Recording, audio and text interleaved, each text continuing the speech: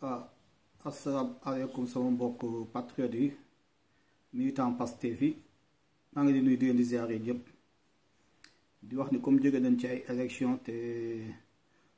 ku nekk am na si jàngat parce que patriote yi wala nañ fi loo xam ne tey jii Sénégalais yëpp teg nañ seen bët te nanu dama wooyee Ousmane Sonko le candidat des réseaux sociaux mais tey jii ñi ko dem wax ñi nga xoolaat seen copie parce que gis nañu révolution bi te ñun tey jii déclenché nañu ñun waa Pastef ñun jeunesse Pastef déclenché nañu fi loo xam ne wane nañu ko ni pour la première fois au Sénégal ay citoyens jël en charge bëgg doomu réewam gis cofeel ci seen candidat ñu jël lancé ab campagne bi tudd bokk naa Sénégalais diaspora yi jiite ko ak ñu nekk ci biir Sénégal jël seen jot seen alal dóor ko ci politiku Sénégal financé ko pour Pastef pour changer li nekk ci réew ma mu doon un geste très très patriotique qui est une première en Afrique tudde xas nanu saaga nanu wax nanu jihadiste wax nanu candidat des réseaux sociaux tey ji ñu kanam wax ñu nga xoolaat seen copie yéen waa Pastef ñun waa Pastef pour une première fois nu yegg ci fii ñooy deuxième wala ñooy troisième di dem xaar sax di xaar deuxième tour kon bu leen découragé ñi ngi ci yoon bi la politique c'est une traversée du désert mais tey la combat bi di commencer parce que wan nañu ko waa Sénégal ni ko on est une vraie force patriotique loolu kon taxaw leen dès maintenant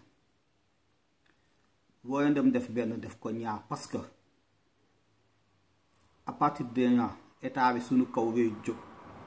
dañu calomnier dañu infiltrer dañu traduire justice dañu saaga dañu xas dañu buntu xatal pour jéem noo wàjj parce que xam na ni que lancé bi du jëm tey jii ci kaw lay jëm du wàcc kon ñu jaarale Karim Wade fi ñu ko jaarale fa Khalifa Sall aujourd'hui on est devenu le danger du gouvernement léegi moom dès maintenant moom état bi ci mbirum Ousmane Sonko rek la nekk ça na ma koy wax ça vient de ay réseaux yi sûr la ay renseignements yi wóor lu may wax nii dañ jéem a lijjanti ay tëñ ci boppam bëgg am fu ko jéem a kole léegi ñun waa Pastef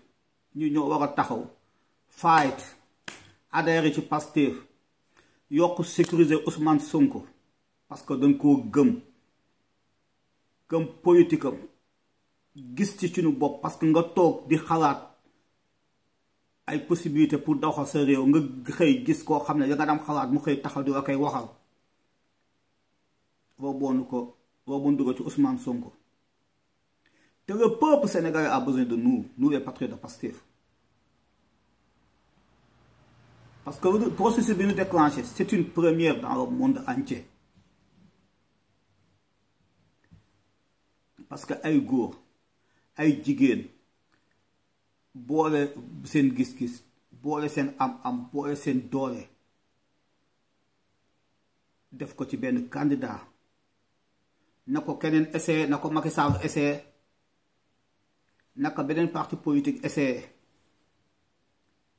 mais jëngal doole boobu tamit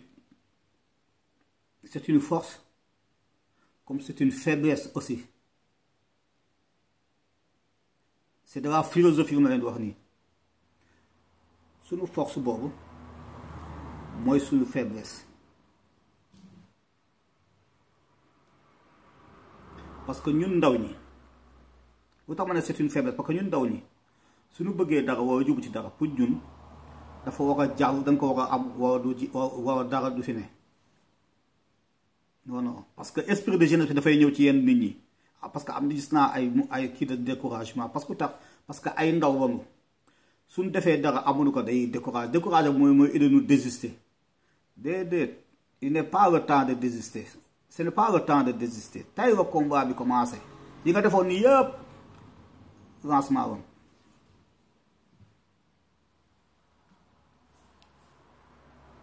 parce que potentialité bi yëpp lu tax mu génn état bi c'est l'état qui a créé Ousmane Sonko parce que duñ ko dem bousculer duñ ko dem kawe tey ji moo génne la force de Ousmane Sonko tey jii ñoo ngi dem ci ay municipalité 2019 en 2019 décembre 2019 mooy ko yi kon dañu taxaw des xeex projeté wu pour gagner des mairies au niveau du Sénégal parce qu'on doit avoir une certaine machine politique yor ay mairies à travers toutes les régions du Sénégal parce que réeru leen mbir que on a de ces régions yoo xam ne on a été faible dans les kii au niveau du nord est au centre de Saloum yëpp am na ay manquements den ko am nag c'est sûr mais bu ñu toog rek de Ousmane Sonko maintenant c'est une force politique non dara pour man y a rien on a rien fait dès maintenant dañu ñëpp def seen bopp on a rien fait donc dès maintenant on doit commencer le combat ci les décembre de élection ba koy yi parce que waa gouvernement Sénégal dañoo nelaw c'est honte ngay dégg ay personnalités Sénégal taxaw naa ne c'est un candidat des réseaux sociaux alors que àdduna bi tey jii on peut rien faire sans les réseaux sociaux alors que dañuy fàtte que ni ces réseaux sociaux là ay doomu seen nit ñoo taxaw ay nit a yor di communiquer di manipuler ordinateur bi wala seen téléphone portable c'est pas des robots ay nit yu xalaatoonu ñu xeeb nu tey jii ñoo ñu xeeboon tey jii ñoo booboo tey jii nekk une force politique kon waa Sénégal danoo soxla parce que li ñu taxawal fii ñu continuer ko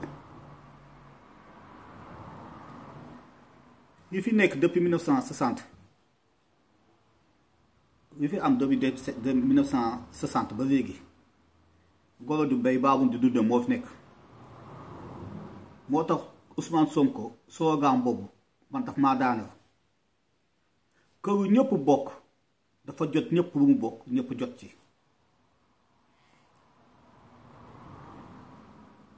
déggu leen wax jooju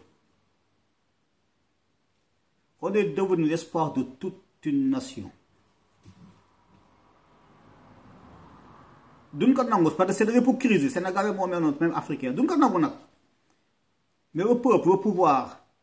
ku taxaw ne gisoo sa bopp ci Ousmane Sonko ku taxaw ne reconnaître woo Ousmane Sonko yow en tant que sénégalais je m'excuse du terme mais naa fekk nga tu n'es pas fier de ce que tu es même soo nekk même si dee da rapport ak beneen parti boo mënti nokk il faut reconnaître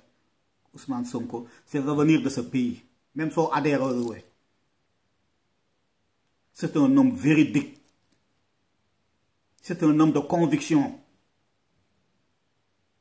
Mais malheureusement, on est dans un pays qui n'est pas encore indépendant, qui n'est pas encore souverain. On doit nous dicter sur les leaders.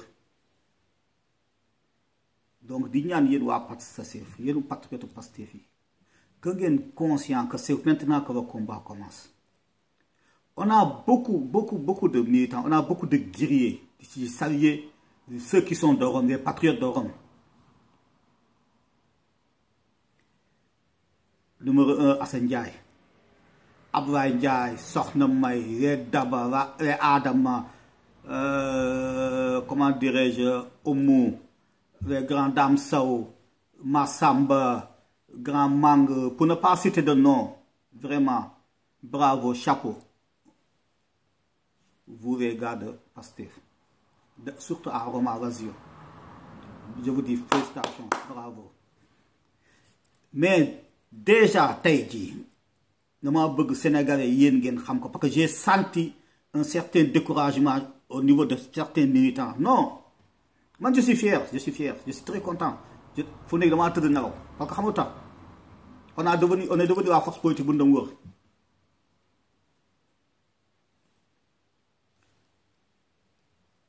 on, on est combien?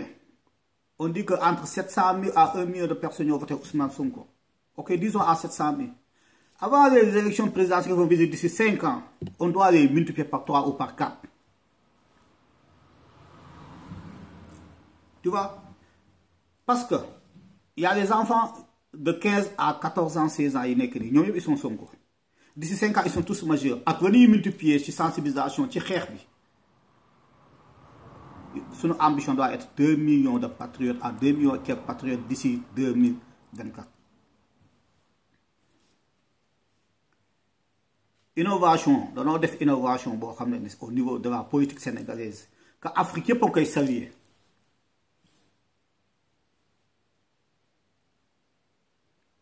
Parce que Dieu sa xaalis ay dob ñu xam ne amuñu sax yenn moyens jël seen xaalis jël seen leader di koy indi fayal ko avion fayal ko hôtel tous ces déplacements pour rencontrer ak monde. Macky Sall day dem Amérique, Macky Sall day dem France li ñuy def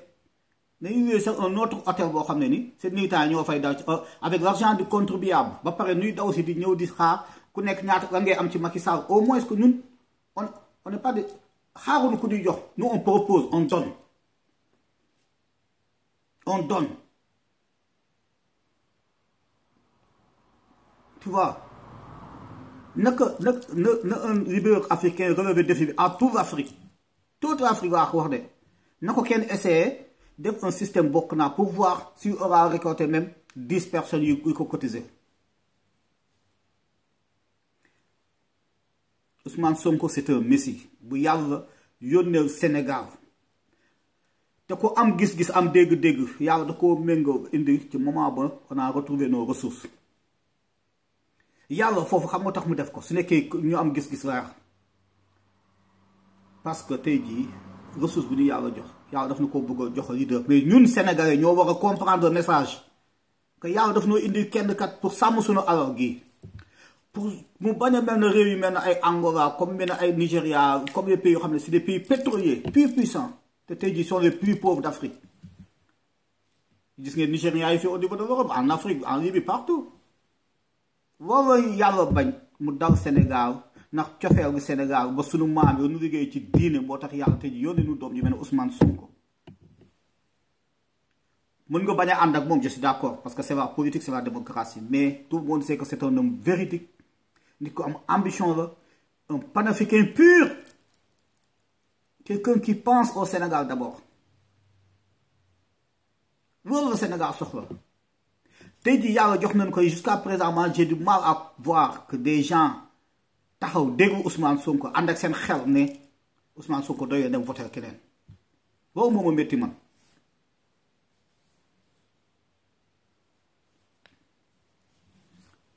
Loolu moo ma métti.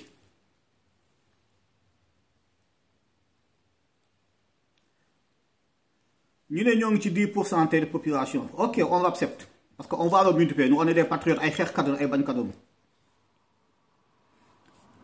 Mais, instant bi, tax ma leen instant bi combat bi liggéey. Parce que même Ousmane Sonko, tey, ni ñu soog a commencé am liggéey. Parce que tax. Léegi, ñoo réew yi déggu, ñëpp a ngi koy calculer. Ci moins de faits et gestes. Te ñun patriotes yi, nit ki sooy ànd ak moom, même sa jabar, il faut d'abord reconnaître ses erreurs pour pouvoir vivre avec elle. Parce que nit ko bëggu ay jikkoom yu bon bu ñu leen nekk ay qualité yi nekk ci doomu aadama. Ousmane Sonko nito de élection yi ñuy jëm chemin bu ñu war a dem dina bëri ay gàllankoor. Il y aura des épines sur la route. dañ ko traîner ci bout bi parce qu'on a un gouvernement criminel sadique kon dañ ko jéem a takkal calomnier ko traîner ko dans la boue. Il fera des erreurs mais ñun les patriotes ñu les partisans de patriotes ñun ñoo war a taxaw dooleel ko nekk ci ginnaaw ba même s'il fait des erreurs parce que c'est en politique il faut qu'il y ait des erreurs mais c'est à travers ces erreurs on y gagne de l'expérience dañ ci acquérir l'expérience qui lui permet d'aller encore plus de l'avant.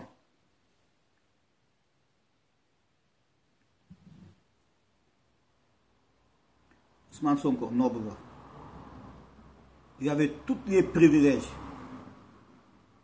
su ko neexoon am na xaalis tekki na bu yàgg man fa ma dëkk Thiès cadastre impôt et domaine je connais pas mal de pères qui ont des millions Thiès suuf si yëpp ñoo ko séddale xam naa opportunité bu nekk ci métier boobu.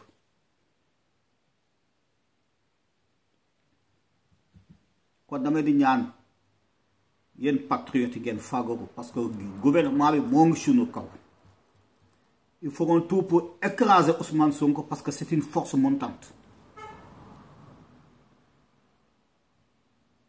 te ñoo ngi ci jamono goo xam ne réseaux sociaux yi fake news yeeg dafa bari mooy information bu dul dëgg. ba Ousmane Sonko bëggee ñaata fake news moo jàll ci moom terroriste bu nekk 14 milliards dégg nañ ko Ousmane Sonko dofu bay suri par ba koy rey te pourtant ay nit ñu responsable conscient ay kilifa ci réew mi ñooy taxaw di koy accuser naan na ci wax. wala ma dem toog di déggu daan ne ñun ban Sénégal la nekk mais ji nga xaaxaan yooyu ñu teg suñu yoon googu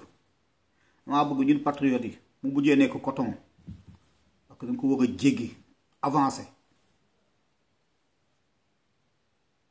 il faut nu booloo nekk benn parti boo xam ne ay militants ñoo ko financé comme aux États-Unis avec Obama comme ay France di ubbi seen ay réseaux sociaux ay jeunes yi di def seen xaalis pour éviter les lobbies pour éviter des hommes d'affaires yoo xam ne ni seen propre intérêt moo ci nekk sont pas des patriotes. ñun waa Pastef waa Sénégal dañoo waroon njukkal ñun que à n'importe quel parti boo nekk dag noo amee njukkal.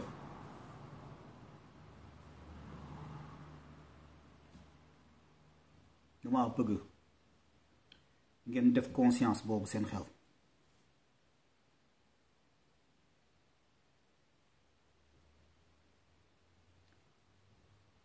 élection yi jëlee nañ ci jàngat gu bari 10% yi tuuti na tuuti mais tamit ñun am nañ ci part de responsabilité il faut nu nangu ko.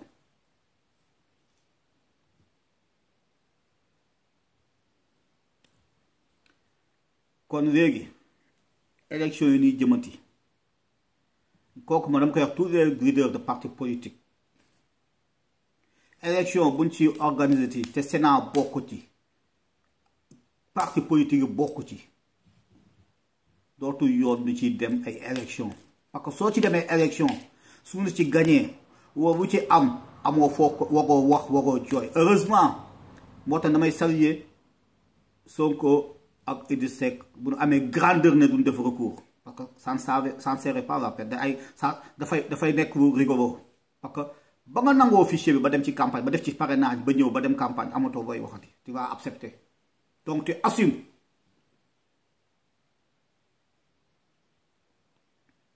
erreur boobu nag dama leen koy ñaan ñoom leader politique yi buñ ko nangooti bu weeru buñ ci dem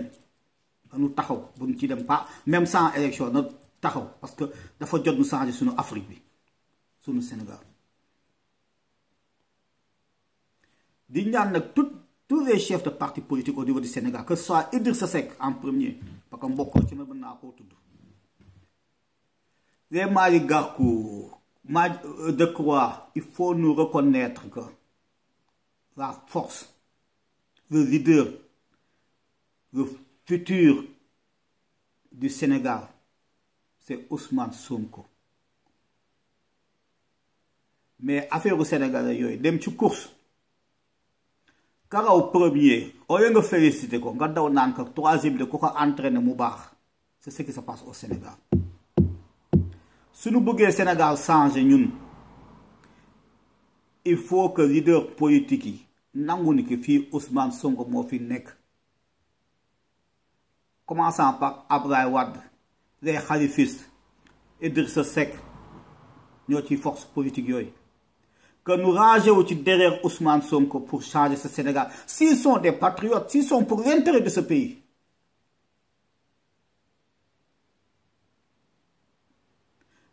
Man ci loolu laa leen di woo daa leen bind dès maintenant ñoo ñëpp Twitter maa ngi seen Twitter jox leen sama xalaat su ñu ko defee baax na su ñu ko defee baax di ñaan nag président Macky Sall comme moom fi fal moom il faut nu wooy ko président vraiment te xam naa ne c'est un bouffon ab con la. Sénégal danoo soxla un bilan immatériel comme ni ko Pape Djibril Fall di waxee mu nekk un jeune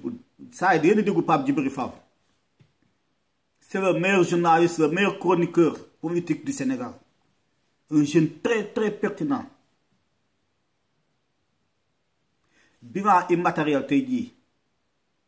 il a dit avec Mandela bëgguma sax def ay répétition parce que ce sont ses dits mu ay waxam la.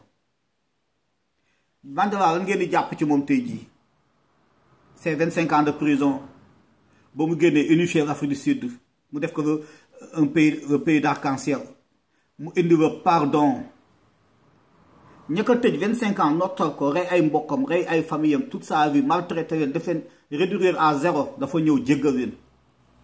tey jii loolu moo ko may tur c'est ça qu'on appelle un bilan immatériel un bilan positif c'est pas des autoroutes ce n'est pas des ponts ce n'est pas Diamniadio non foofu la ñuy naxee yéen Sénégalais un bilan doit être immatériel. Macky Sall pour s'il veut réussir son deuxième mandat dafa war a def ci lañ koy xaaree il faut qu'il travaille sur le social vrai social waxuma ci 25 000 francs par mois nga diviser ko par ça te fait 200 francs CFA par jour amul benn fay buy dundee 200 francs par jour ça ce sont des conneries. Contrat social contrat économique bi da ci taxaw état de droit ci réew mi justice bi mu neutre ça c'est des bilans qu'on voit pas c'est ça qu'on appelle des bilans immatériaux. Macky Sall ci loolu lañ koy xaaree on n'a pas besoin de pont lii la ñu soxla ci réew mi on n'a pas besoin ay tailler ay pont alors que la population meurt de faim jàng bi dafa sooxe. Université de Dakar dañ ko dem naw partout dans l'Afrique mais tey ji xool ko ñu nekk en 19 jusqu'à présent on n'a pas des écoles techniques des universités qui forment des ingénieurs des vrais techniciens yoo xam ne tey jii nekk ci start-up yi nekk des jeunes di rénover le monde. On préfère aller appeler des Turcs te dañuy fàtte que Turcs yooyu di ñëw di tabax foofu ak chinois yi seen dëkk seen école seen éducation moo leen formé ba nu mën a ñëw di tabax suñu réew ñun et pourquoi ñun kon ñun suñu état ñun mën nu former ñun suñuy propres jeunes ñu ñëw tabax suñu réew ñun avec nos propres ressources ba foofu ñuy xaaree suñu état nga dem Ngaye Mékhé on a les meilleurs cordonniers de l'Afrique. Sénégal qui fait 15 millions d'habitants on n'a pas une usine buy jaay daaw buy defar ay daaw di koy jaay tout est importé même carax bi di sangoo ci toilette yi c'est importé par la Chine. Et on est dans quel état benn pays la nekk ban yan leader la am nga xool le Sénégal ci niveau pastoral bi ñaata la ñu am ci ay nag ci suñu jàmbaaru pël yi nga xam ne tey jii danoo sàmm ñi ngi sonn di nag yi amul benn pël booy dem il peut pas te faire une fromage artisanal amul benn pël bu ko mën a defar parce que ils sont mal formés. Le secteur informel il faut état bi taxaw ci industrialiser ko il faut que pël bi ci biir meewam yooyu mu am lu mu koy système de conservation.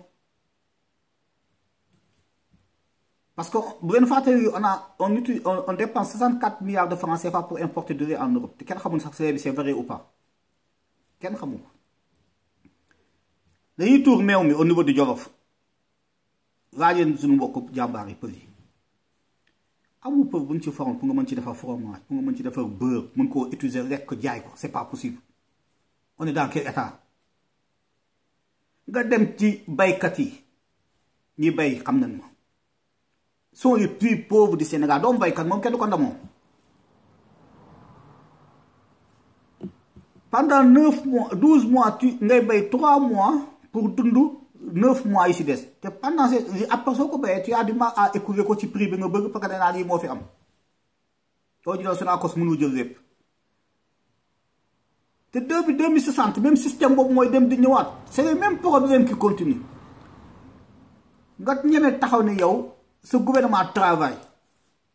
je suis pas d'accord suñuy wax loolu moo tax su ma gisee ay sénégalais di voter parti au pouvoir bii fi nekk man je ne comprends plus rien ma xam ne ignorance baaxul moo tax ces patriotes yi il faut ñu taxawaat liggéey il faut ñu taxawaat le combat continue dès maintenant c'est 700 000 yu ñu jox ñaan suñu 10% yi on doit les multiplier par 4 par 5 d'ici les prochaines échéances on a la jeunesse presque combien de millions de jeunes qui ont 15 ans 16 ans ils sont tous Sonko dañuy màgg fii ak 5 ans encore ils auront 20 à 21 ans 23 ans ajouté ci suñu ñuy multiplier moo tax dina war jot a def nii entraînement la woon pour man c'est entraînement c'est ça c'est maintenant que le match commence que ce soit pour Sonko que ce soit pour nous voilà que aujourd'hui que le match commence kon j'appelle à tous les patriotes que tey jii la liggéey bi commencé il faut jamais rester les bras tey nga di jóg taxaw zone yi nga xam ne on va pas gagner parce que Italie français moom mooy dëkk yi gën a mag ci diaspora bi te pourtant on va pas gagner il faut ñu xool nag ci zone yooyu ñan ñoo fa nekkoon soit ils redoublent d'efforts soit on les change parce que on est des démocrates hein parti yi fa nekk au pouvoir kenn fay nekk même si ne fu rien mu toog fa ne yaakaar moom affaire bi mu bàyyi moom parti yooyu dafay jeex ñun ba ñuy xeex ci au niveau du gouvernement bi ñun duñ ko def ñun au niveau du parti de Pastef des incompétents dañ fay jógee on doit mettre des compétents ñuy liggéey Rome bravo Rome je vais dire bravo Canada Amérique bravo mais France Italie il faut nous jógaat une patriote di xeex gañewaat ko jël ko on doit le tenir en main parce que France Sénégal Italie soo ko téye en main day am répercussion au niveau du Sénégal parce que noom bu nekk France ak noom bu nekk Sénégal Italie su nekkee des patriotes de Pastef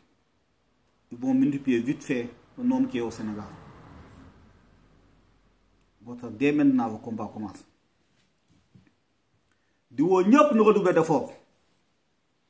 surtout les tigres de Pastef di leen yokk di leen nuyuwaat ñoom Soxna May Afi Daba Sène Adama Kiné Oumouka je ne connais pas toutes mais yéen ñëpp bravo félicitations di leen ñaan nag ngeen redoubler d'efforts ngeen redoubler d'efforts gars yi yuy ñëw suba moo dàq on a des lendemains meilleurs kon pas de découragement ay Alassane Top Maktar yéen i ak sama baay faal yi ay jàmbaar ngeen di saluer tamit aussi ñëpp fii sama gars yi fii au niveau de Montassane Biagui fii zone Latina bi ñoom ñëpp réussi naa inclure Sonko ci ñoom ba ñoom ñëpp dañoo jóg dem voter ci ko ñoom Mamadou Faye les Oruma Djibril Sané Ibrahima Diallo ñëpp di leen di gërëm di leen di ñaan ñoom tamit même suñu milité woo ci parti fa nu nekk ñoom tamit il doit continuer ak travail si seen famille seen ay yenn xarit parce que koo xam na ñeneen il faut que ça continue ça dafa war a nekk plantation d'haricot dafa war di raw di dem kon yéen patriotes yi da ngay di ñaan dès maintenant mënu taxaw di ziar nag Mohamed Diakhaté bëri bagage au niveau d'Amérique mu nekk un grand patriote def liggéey bu rafet ci diaspora bi xëy na soo leen ko duggee ci Facebook am di ngeen ko gis surtout mi ngi sama amee nu tudd Mohamed bëri bagage Pastef bi c'est un parti d'avenir donc un parti d'avenir war na mën a retrouver wu ak yenn parti yi nekk Sénégal yépp bien vrai que on n'a pas le même système dañ koy wax ñu ñëw au niveau de Pastef ça veut pas dire que non système ba ñuy xeex dañ koo bàyyi non il faut ñoom ñu nangul que y a le phénomène Sonko qui est au niveau du Sénégal il faut que ñoom parti yi ku ci bëgg survivre il faut que ñoo adhéré ci Sonko ci parti yàlla moo indi Sonko au Sénégal mais suñu ñëwee ci au niveau de Sonko ñu xeex l'essentiel su nekkee ñoom ñëpp changer Sénégal avance ko moo leen tax a jóg wax nag wax ma pas une politique politicienne den ñëw ñu xeexandoo fi nekk dindi ko te nangu ni ko Sonko yàlla ko wàcc fii yàlla boo ko indi fii kon di woo parti politique yi leader yi nu adhéré si Ousmane Sonko du sama xalaat laay wax déedéet parce que damaa bëgg Ousmane Sonko ma yéene ko fa non réalité la c'est la réalité de la vie politique aujourd'hui ku bëgg Sénégal te bëgg si avenir u Sénégal te bëgg Sénégal soppeeku laax de soo adhéré si Sonko gëmoo ko déggoo ko te pas un Sénégalais soxlaaw nu la sax ci réew mi yow mën ngaa sànni sa nationalité parce que naa fekk nga gëmoo sa bopp tu n'es pas digne man maa wax loolu j'assume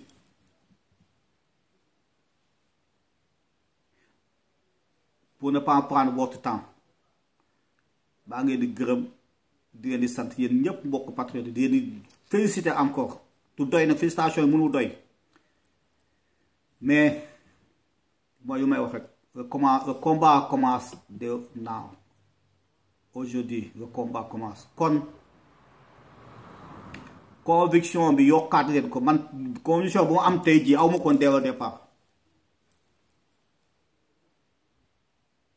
tey jii Sonko a réussi à mettre toute la jeunesse consciente ci politique Sénégal